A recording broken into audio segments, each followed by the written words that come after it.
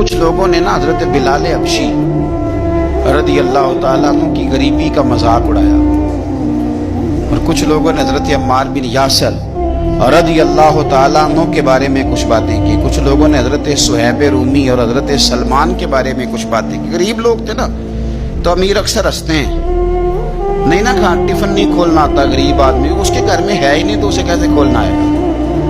مہنگا تھرمس آ گیا تو غریب بیچارے کو کہاں کھولنا آئے گا، تو اس کا مذاق اڑایا جاتا ہے۔ اس کو نہیں پتا کہ اس نے اوون کیسے استعمال کرنا ہے، اس کے گھر ہے ہی نہیں بیچارے کے، اسے کیا پتا ہو، اس کا لوگ مذاق اڑاتے ہیں۔